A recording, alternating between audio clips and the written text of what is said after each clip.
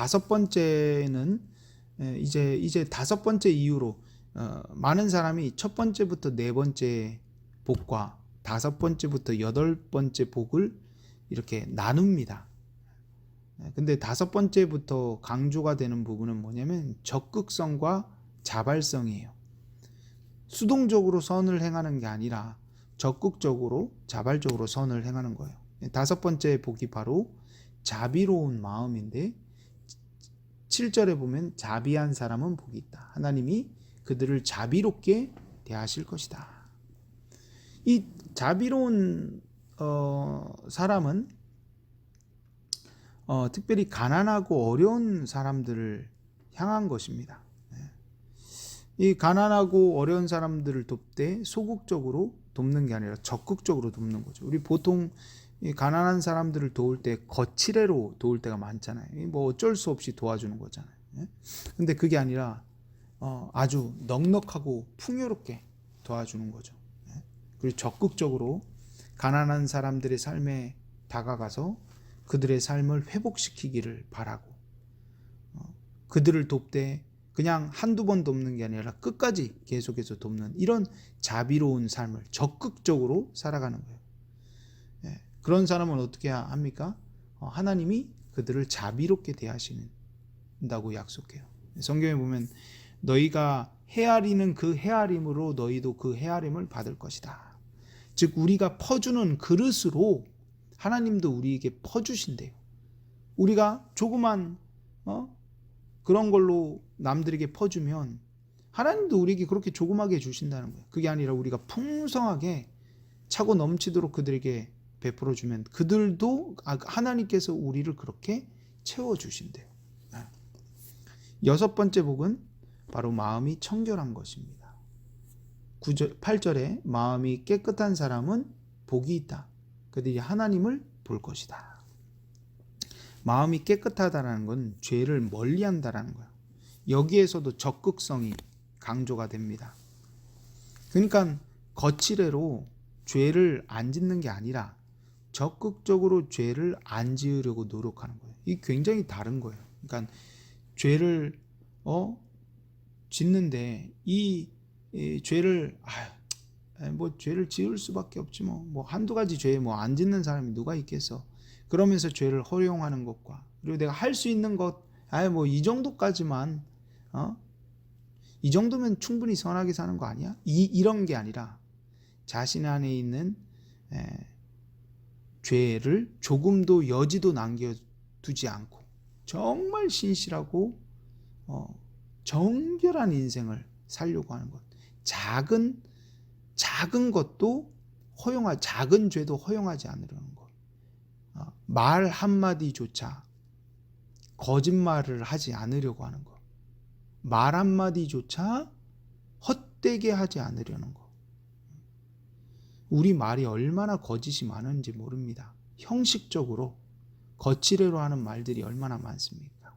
그런데 그런 작은 것조차 죄를 짓지 않으려는 것. 이게 죄와 히브리서에 보면 죄와 싸우되 피 흘리기까지 너네가 죄와 싸우되 피 흘리기까지 싸우지는 않는다 라고 말씀을 하시는데 피 흘리기까지 정말 조그만 죄라도 짓지 않으려고 하는 것. 이게 바로 마음이 청결한 깨끗한 자예요.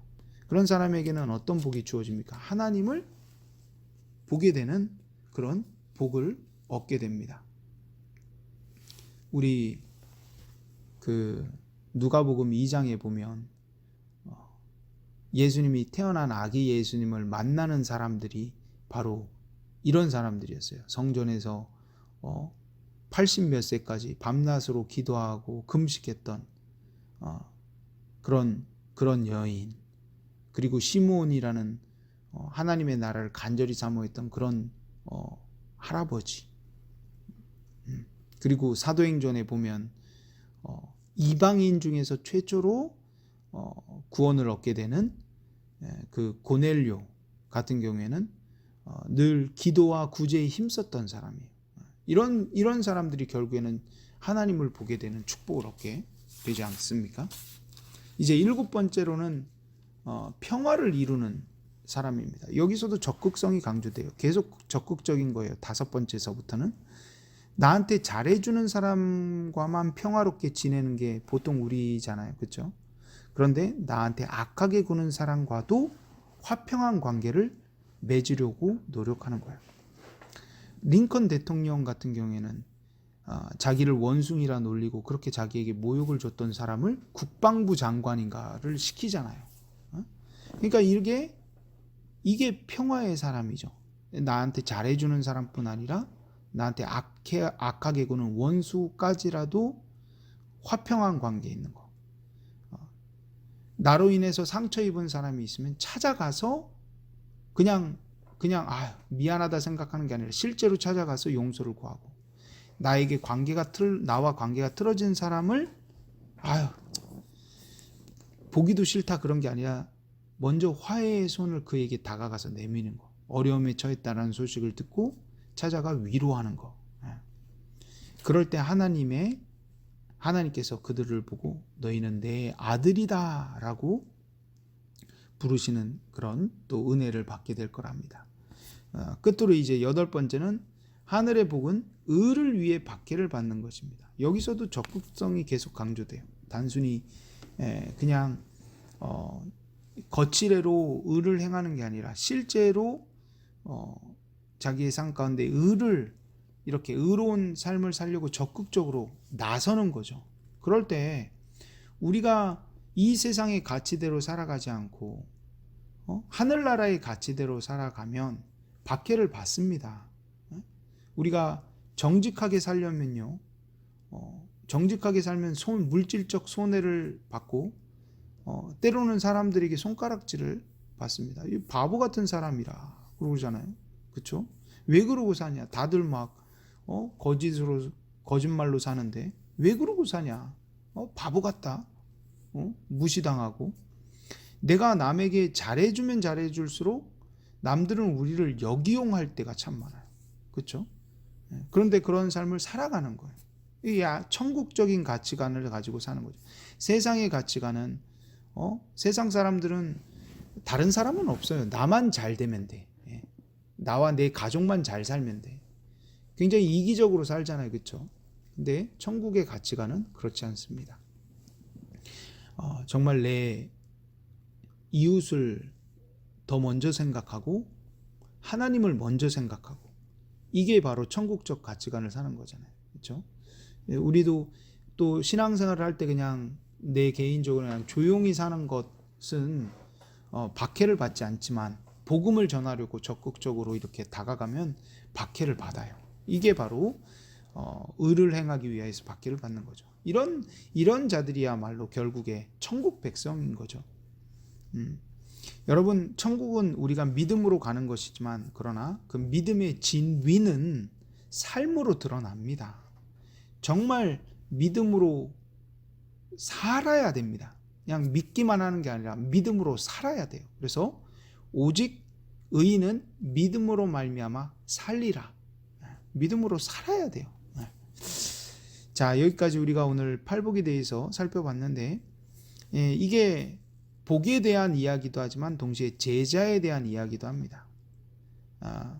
예수님께서 지금 말씀하시는 것은 복 받는 사람들에 대해서 얘기하는 것뿐 아니라 예수님의 제자들이 이 땅에서 어떤 방식으로 살아가느냐, 어떤 사람이 예수님의 제자로서 살아가느냐입니다.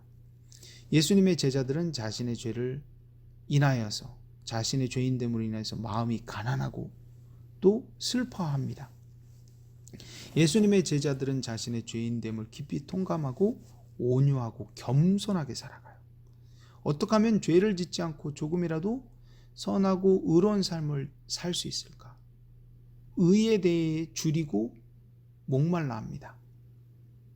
그리고 실제로 그런 삶을 이제 살아가는데 5절부터 그 5번째 복부터 어려운 사람들을 진심으로 돕기를 원하고, 또 작은 죄라도 멀리하라고 애쓰고 원수라도 포용하고 안아주고 살아가려고 합니다. 세상의 방식대로 살려고 하지 않고 예수님의 방식대로 살아가려고 합니다. 그게 바로 예수님의 제자로 살아가는 모습입니다. 이런 삶을 살아가시는 여러분과 제가 되기를 주님의 이름으로 축복합니다. 아멘.